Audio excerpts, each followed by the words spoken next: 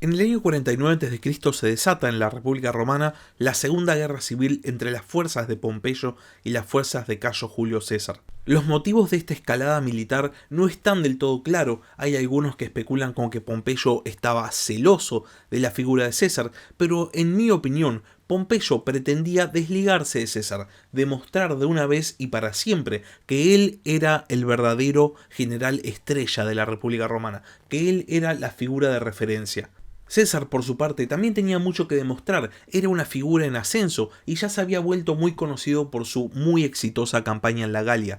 Ambos generales llegan a esta guerra civil de manera completamente opuesta. Por un lado, Pompeyo se había pasado años navegando las turbulentas aguas de la política de la tardía República Romana, y por otro lado, como decía recién, César recién había terminado una muy exitosa campaña militar que le había dado toda la experiencia militar que tenía su rival.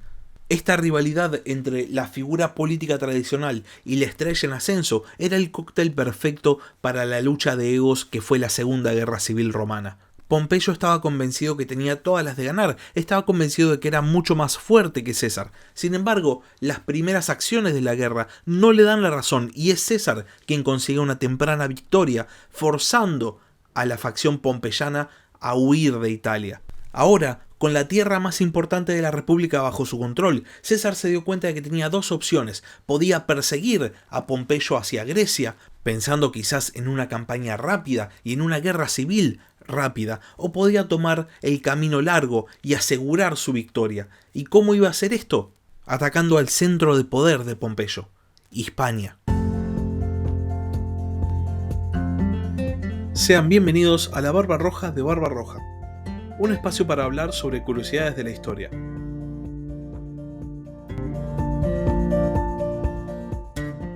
Cuando empieza la Segunda Guerra Civil Romana, esto es, cuando César cruza el Rubicón, las fuerzas en combate en Italia eran totalmente dispares. César había dejado a la gran mayoría de su ejército en la Galia, había cruzado Italia solo con una legión, y por otro lado, Pompeyo se encontraba en el centro del poder de la República, en Italia, que además de ser el corazón de la República Romana, era el centro de poder de la facción política que lo estaba apoyando. Este sector de la política romana era un remanente de la vieja facción optimate, precisamente era la parte más conservadora de los optimates, pero al punto de entrar a la Segunda Guerra Civil Romana, la división tradicional entre populares y optimates ya se había difuminado, ya no era tan precisa. Había varios optimates que habían luchado codo a codo con los populares, había varios populares que estaban resurgiendo pero todavía no se llamaban a sí mismos populares, así que para evitar confusiones vamos a hablar de la facción que apoyaba a Pompeyo como la facción senatorial o justamente pompeyana, mientras que las fuerzas en combate que pone César van a ser las fuerzas cesarianas.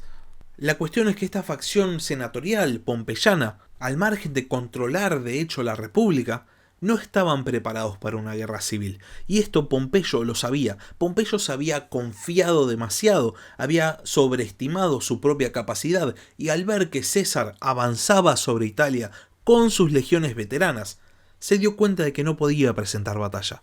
Después de todo, el interior de la República no veía una guerra desde tiempos de Sila y Mario, y las legiones que estaban estacionadas en Italia eran totalmente inexpertas.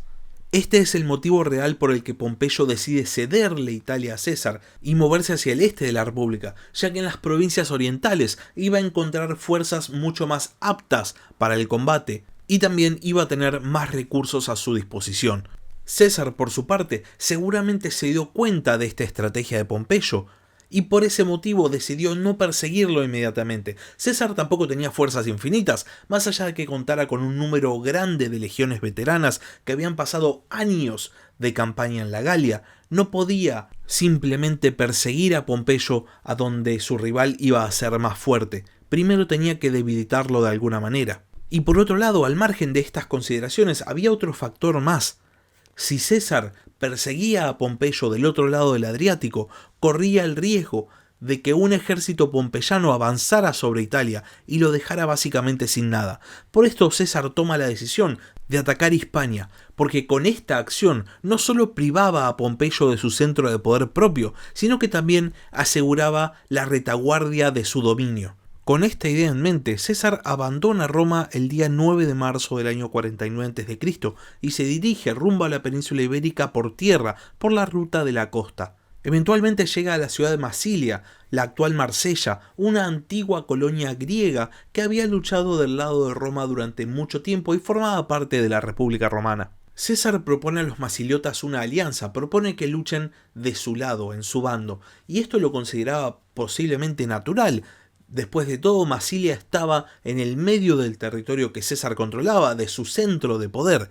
Sin embargo, los masiliotas ya habían recibido apoyo de Pompeyo antes, y por este motivo la propuesta de César llega casi como algo raro y deciden debatir con respecto a qué van a hacer. Mientras estaban debatiendo, llega al puerto de la ciudad una pequeña flotilla con Lucio Domicio Enobarbo, aquel comandante senatorial que César había derrotado en Corfinium. La cuestión es que Enobarbo les trae otra propuesta a los masiliotas, que es básicamente luchen contra César. ¿Y cómo se asegura de que su propuesta sea aprobada? Confisca el grano de la ciudad. Cuando César se acerca a Masilia para preguntar cuál había sido la decisión que los masiliotas habían tomado, los habitantes de la ciudad responden trabando las puertas y poniendo a Enobarbo a cargo de sus defensas. La ciudad ya había tomado su decisión y ahora correspondía a César tomar la suya. Y César no duda, decide tomar la ciudad. Y así, a fines de marzo del año 49 a.C., se da inicio al asedio a Masilia. César decide montar campamento al este de la ciudad y bloquea todos los accesos terrestres. El tema es que Masilia era un puerto, entonces podían simplemente abastecerse por mar. César no había llevado una flota a su campaña, entonces esto era ya un primer problema, por lo que decide ordenar la construcción de una docena de barcos en el Ródano. La idea era cortar lo más rápido posible la línea de suministros hacia Masilia para que la ciudad se rindiese. Y acá ya hay una cuestión a destacar acerca de la campaña de César. César sabe que sus recursos, a diferencia de los de Pompeyo, son limitados. No solo los suministros, sino también el recurso humano, la cantidad de soldados. Por este motivo, César va a ser reticente a emprender acciones que puedan simplemente mermar el número de sus tropas.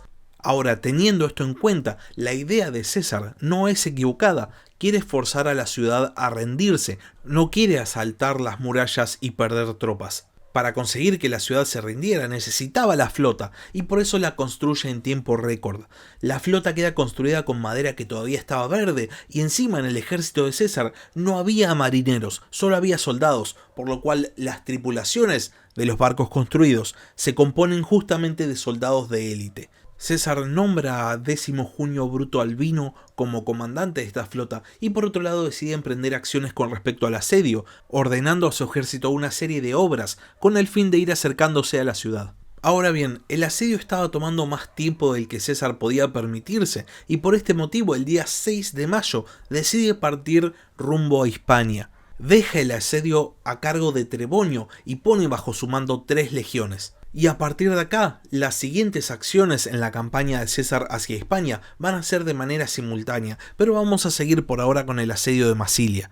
El día 28 de mayo, Bruto bloquea el puerto de Masilia. Enobarbo responde enviando 17 buques masiliotas que tenían dentro de su tripulación a un número bastante importante de arqueros galos, con el fin de levantar el bloqueo. La estrategia de los masiliotas era bastante simple pero muy efectiva y venía de las tradiciones navales griegas.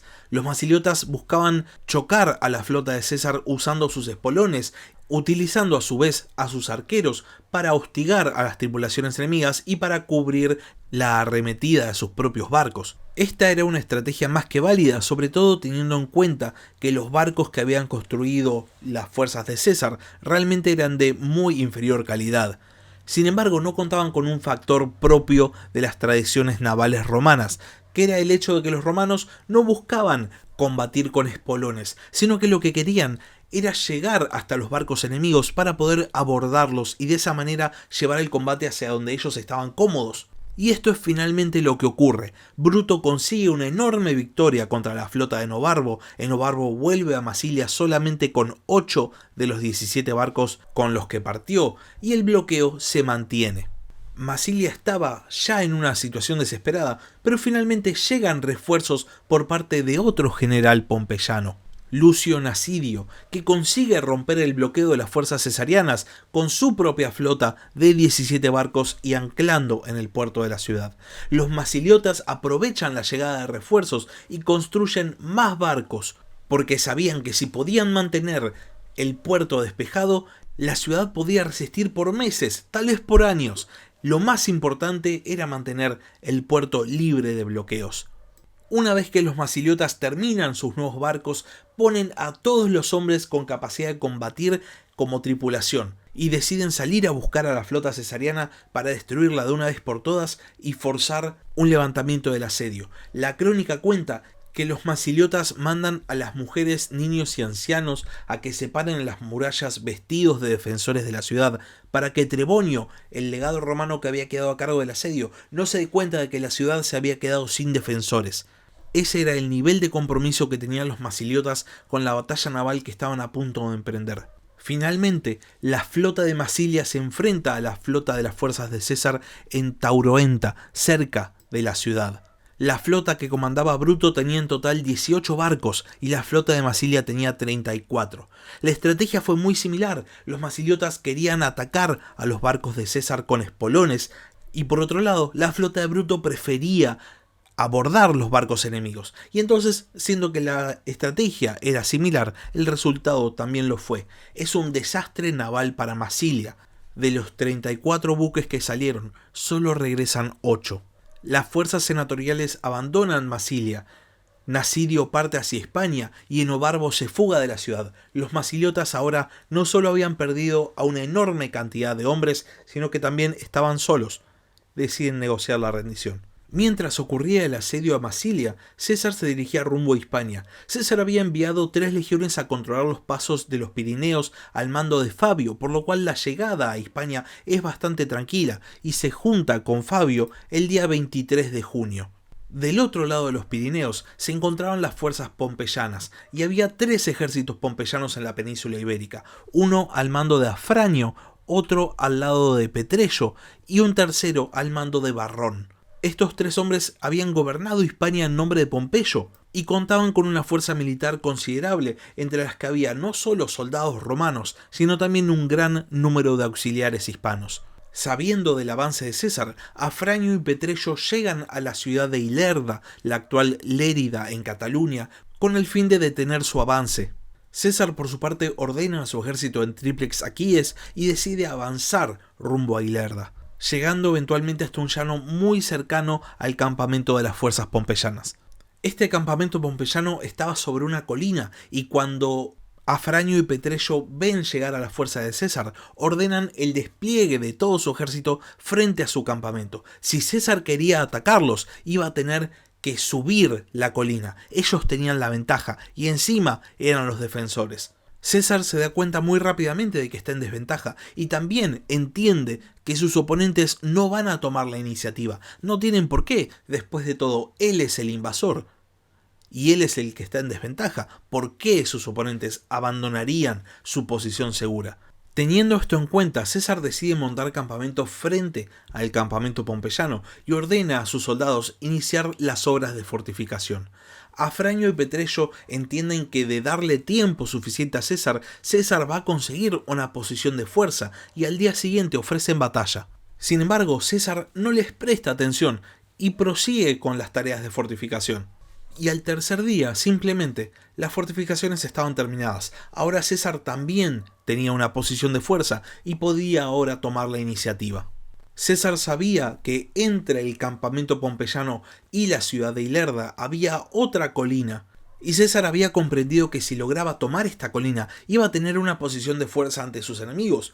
Con este objetivo en mente, César ordena a 3 legiones tomar la colina en cuestión, y la maniobra es detectada por parte de las fuerzas pompeyanas, que lanzan un contraataque. César había hecho avanzar a sus tropas en una típica formación romana, pero las fuerzas hispánicas de los pompeyanos no peleaban a la manera romana, se habían adaptado a las maneras hispanas de pelear, y esto sorprendió a las fuerzas cesarianas al punto de hacerlas retroceder. Con respecto a esto, César se pronuncia en sus memorias y dice lo siguiente: la manera de pelear de los contrarios era esta: arremetían con gran furia, intrépidos en tomar puesto, no cuidaban mucho de guardar sus filas y combatían desunidos y dispersos. En viéndose apretados, no tenían por mengua el volver pie atrás y dejar el sitio, hechos a este género de combate peleando con los lusitanos y otros bárbaros. Como de ordinario acaece que el soldado se le pega mucho de la costumbre de aquellos países donde ha envejecido. Viendo que sus tropas necesitaban apoyo, César compromete a una cuarta legión a la toma de la colina, haciendo finalmente retroceder a las fuerzas pompeyanas que se refugian detrás de las murallas de Ilerda. Sin embargo, las tropas cesarianas se habían sobreextendido, estaban muy lejos del centro de comando de César y se les ordena que se retiren, que vuelvan a la seguridad de la cercanía del resto del ejército. Y cuando estaban volviendo, las fuerzas pompeyanas salen de Ilerda y efectúan una carga colina abajo, forzando la retirada de las tropas cesarianas. Afranio y Petreyo ganan la colina y el primer día de combate es para las fuerzas de Pompeyo. La situación era muy complicada para César, y encima, al día siguiente, una inundación de deshielo rompe el puente por el cual llegaban los suministros a las fuerzas de César. Los pompeyanos se enteran de esta situación y además se enteran de que hay una caravana esperando cruzar el río para llegar a César y atacan esta caravana. César se estaba quedando sin suministros y encima había perdido un combate. Los pompeyanos ya se sentían victoriosos y empiezan a escribir cartas a Roma anunciando su victoria contra César. Sin embargo, César no se queda paralizado y decide buscar la manera de reordenar la situación. Para empezar, ordena la construcción de un nuevo puente para asegurarse la línea de suministros y para seguir, ordena a su caballería que remonten el río y ataquen a los forrajeadores enemigos. Si César no tenía suministros, los pompeyanos tampoco tenían que tener suministros. Los defensores responden enviando 5 cohortes a detener el ataque de la caballería de César. Sin embargo, son completamente rechazados y hay una de estas 5 cohortes que es completamente aniquilada. Es en este momento en el cual llegan las noticias de la victoria cesariana en Masilia y César utiliza esta información como método propagandístico y consigue que varios pueblos del lugar se pasen a su bando. Y ahora, habiendo restaurado la línea de suministros y habiendo conseguido una noticia que impulsa la moral de sus tropas, César ordena la construcción de un vado para cruzar el río y tomar definitivamente la iniciativa. Las fuerzas pompeyanas, por su parte, deciden retirarse rumbo a la ciudad de Octogesa junto al río Ebro. Cruzan el río Sicoris y ordenan la construcción de un campamento. César, por su parte, había dividido a sus fuerzas en dos. Por un lado la caballería y por el otro la infantería. La caballería había logrado cruzar el río por un vado y estaba hostigando a las fuerzas pompeyanas, forzándolas a detenerse. Y por otro lado, César consigue cruzar el río con la infantería, utilizando una línea de animales de carga para detener la corriente del río. Una vez que cruza la totalidad de su ejército, César ordena la construcción de un campamento muy cerca del campamento pompeyano, con el fin de pasar la noche. Sin embargo, esa misma noche, las fuerzas pompeyanas deciden levantar campamento y emprender la marcha hacia Octogesa. César se entera de esto y ordena que su ejército haga lo mismo y consigue rodear al ejército pompeyano, cortándoles el camino entre ellos y la ciudad a la que pretendían llegar. Las fuerzas pompeyanas vuelven a la seguridad de su campamento y buscan otra solución, otro camino, tal vez retirarse a Tarraco, tal vez cruzar nuevamente el río Sicoris y volver a Ilerda. El problema es que tenían una cuestión más aparte de la proximidad del ejército cesariano. Los pompeyanos se estaban quedando sin suministros y cada vez que iban a buscar agua eran hostigados por la fuerza de César. Afranio y Petreyo deciden poner escolta para aquellos que fuesen a buscar agua y ellos mismos se ofrecen a escoltar, y cuando salen de su campamento, sus propios soldados deciden presentar la rendición ante César y pedirle unirse a sus filas. César acepta este arreglo y hay tropas cesarianas que van al campamento pompeyano y tropas pompeyanas que van al campamento cesariano. Sin embargo, cuando Afranio y Petreyo vuelven y se enteran de esta cuestión, ejecutan a los soldados cesarianos y César, en respuesta, envía de vuelta a su campamento a los soldados pompeyanos que ya tenía bajo su mando. Sin embargo, estos soldados pompeyanos le dicen a César: no, pará, nos queremos quedar con vos. Parecía que la moral pompeyana estaba por los suelos, la victoria para César era inminente. Sin embargo, sigue durante unos días este juego de persecución y de campamento tras campamento tras campamento. Eventualmente, César envía a su caballería a buscar suministros y el ejército pompeyano la ataca, alejándose de su campamento. La historia cuenta que el propio ejército de César le pedía a su general que intercediera en esta batalla. Su caballería estaba siendo totalmente destrozada. Sin embargo, César vio el error de su enemigo y decidió sacrificar a su propia caballería. Los pompeyanos se habían alejado del suministro de agua y a partir de ahora César simplemente iba a empezar a correrlos. Ordena la construcción de un campamento más cercano a su enemigo y los pompeyanos responden alejándose todavía más del suministro de agua. Y esta situación se repite hasta que el día 29 de julio del año 49 a.C., Afranio y Petreyo piden una audiencia con César y el día 2 de agosto capitulan. César licencia a los ciudadanos hispanos que estaban en el ejército pompeyano, mientras que los legionarios pompeyanos son liberados al llegar al río Bar. César había ganado contra el principal ejército pompeyano, pero todavía había una fuerza considerable leal a Pompeyo bajo el mando de Varrón. César ordena al legado Caleno que avance hacia el interior de Hispania al mando de 2 legiones, mientras él mismo lo seguía de cerca al mando de 600 jinetes. Las fuerzas cesarianas iban enviando un edicto a todas las autoridades hispanas para que se reunieran en Córdoba. Todas las ciudades de la región mandan delegados y expulsan a las fuerzas pompeyanas que tenían en sus ciudades. El día 7 de septiembre, Varrón se rinde en Córdoba recibiendo la clemencia de César. El día 25 de septiembre, César llega a la ciudad de Tarraco, donde es recibido por embajadas de toda la región. La toma de Hispania estaba completa y el centro de poder pompeyano ahora formaba parte de la órbita de César.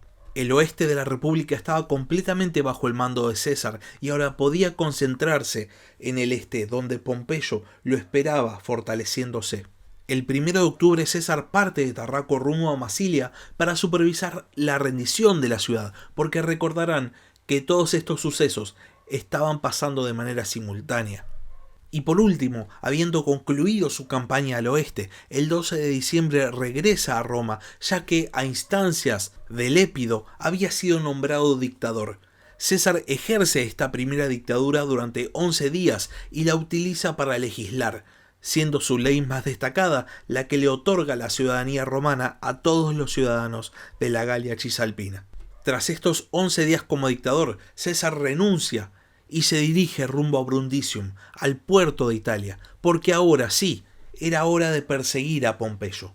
Y hasta acá llegamos con el capítulo de esta semana. Si tienen alguna duda, alguna consulta o simplemente quieren decir algo, pueden escribirme al mail del podcast, labarbarroja@gmail.com, pueden escribir un comentario en YouTube, o también pueden seguirme en @barbarrojacast. Y si no están suscritos al canal y este capítulo les gustó, no se olviden de suscribirse, subo capítulos todas las semanas. Y también, ¿por qué no? No se olviden de compartirlo con sus conocidos. Muchas gracias por haber escuchado y hasta la próxima. Gracias por escuchar La Barba Roja de Barbarroja. Si tenés algún comentario, si tenés alguna pregunta o simplemente tenés algo para decir, podés escribir un comentario en YouTube o bien podés mandar un mail a labarbarrojadebarbarroja@gmail.com. Hasta la próxima.